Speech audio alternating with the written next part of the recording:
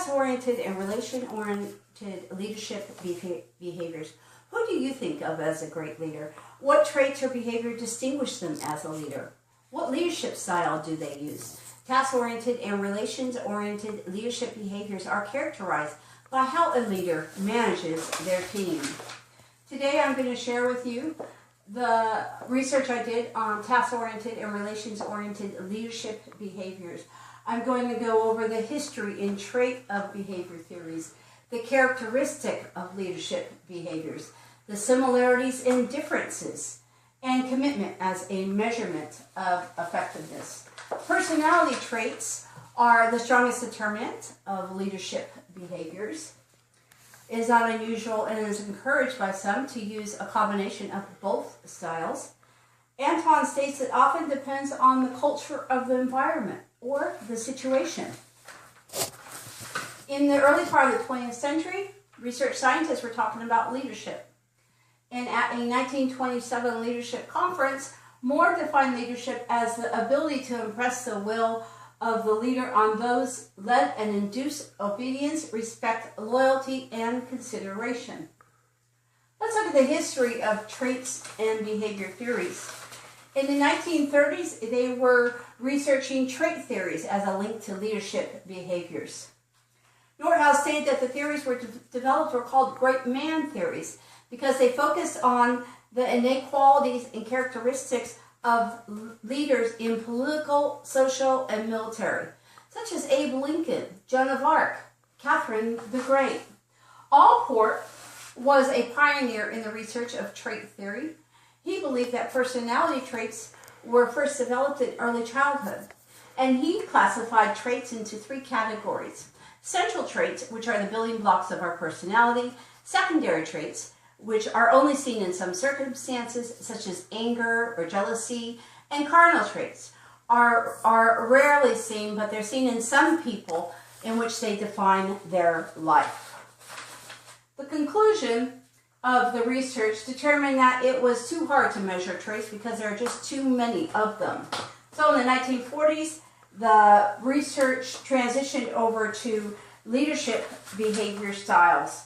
Bass stated that researchers wanted to describe individuals' behaviors as they acted as leaders or groups of organizations.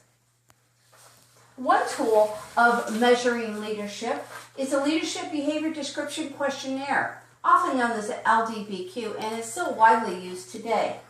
This was first developed at Ohio University in the 1940s. They sent out distribution samples to the military, manufacturing companies, and colleges and universities.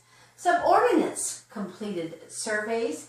They were the ones that were observing the leadership behavior. And from this research, they came up with two leadership structures, one as task-oriented and the other as relation-oriented. Let's look at these leadership structures. First one is task-oriented. It's autocratic. It's also hierarchical. It's often referred to as initiating structure. It has a tight control of group activities. It's a directive leadership. They delegate tasks to their employees. Whereas the other style is relations-oriented. It's democratic, very team-oriented. It's often referred as a consideration structure. Its model is group participation and majority rules. It's a participative leadership. The leader's going to be working side by side with the employees as they work together as a team.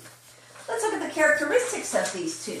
For task-oriented, they focus on task. Cartwright and Xander said they are concerned with production and achieving their goals. Bass states that they're very detail-oriented, that they'll spend a lot of their time in making up schedules and assigning tasks in order to meet deadlines. Samuel states that initial success depends on their ability to demonstrate competence and commitment to team members. They keep their distance from their employees. They're aloof. They're often characterized as introverts. They have an interdependent relationship with the employees, but it's often hard to develop a bond because it is a hierarchical structure. So how they develop their trust is by the achievements that they share in the success of their team. Relations-oriented. They're very people-centered. Their entire job is dealt with nurturing and supporting their employees. They work with employees to find solutions to both the organizational goals and the employees' goals. Bass and Avellino characterize it as coaches and mentors, as charismatic and inspiring. Their achievements are made as a team, and they encourage participation in decision making. But what about a combination of the two leadership styles? Well, you need to first determine the needs of groups and employees. You need to determine the strengths and weaknesses of both leadership behaviors. And then you need to determine your own talents and determine the best route to take. Samuel states that the best leaders are skillful at task completion and creative structure. Similarities and differences. Well, as you can tell, they are very different from each other. The distinctive difference is the focus of each leadership style. The task-oriented is concerned about production and meeting their goals on time, whereas the relations-oriented leader is concerned with the human capital. They understand that they are an investment of the company, and that in order to increase job satisfaction, they need to be supportive and build those relationships. Similarity of the two styles, they're both concerned with the profitability of the business. It's just that they approach it in a different way. What about the effectiveness of leadership styles? Well, although a lot of research has been done on the leadership behaviors, the terminology has not been consistent. This is in part because the terminology has used different terms over time. For example, task-oriented leadership will use the terms job center, initiating structure, production centered. By using different terms, the meanings may be different depending on who is measuring the leadership behavior. The results of the study are dependent on how the variables are measured. Let's look at some examples of the case studies that have been done over the years. In favor of relations-oriented structure, Fleischman and Harris determined that you have a lower employee turnover and higher job satisfaction with relations-oriented structure. Conversely, Dutman and Bass evaluated the performance of foremen and found that task-oriented structure was more productive. In 1982, a study by Hamilton and Gumbert showed performance management increased with a combination of the two styles. It is speculated that these leadership styles are industry specific. For example, military and manufacturing companies will use the task-oriented structure, whereas the healthcare industry is more likely to use the nurturing and supporting style of the relations-oriented. But how do you measure effectiveness? One way to do this is by commitment. Commitment is the strength of the feeling an employee has towards the mission of the organization. The levels of commitment as a measurement are in three categories. Effective is the emotional ties that an employee has to a company. They want to be there. Normative is a perception that employee has or obligation where they ought to be there. And continuance is a prediction by the employee of whether they should stay or whether they should go. Commitment is most closely tied to job satisfaction, and there have been several studies over the years to determine these two. However, they have found that neither one is more dominant in the two.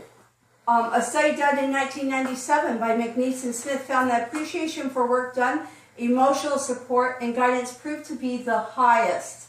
Where conversely, a study was done in 2012 on telecommuters where they found that task-oriented was most effective. You may ask yourself, why is this important? But with over 20 million telecommuters and them growing 20% annually, you may run into this as a leader. And therefore, you need to know what style works best with the group of employees you are working with. In conclusion, it has been determined that there are distinctive differences between the structure and style of the two, that there's no evidence of domination between the two styles, that most effective is a combination of the two styles used in leadership. The future of our leadership is a diverse workplace. As leaders, we must look at the behaviors that are going to be the most productive and inspiring to our employees. By doing this, we'll be able to strengthen our roles as leader. Moving forward, diversity of our workforce demands that we are flexible in the leadership style we choose.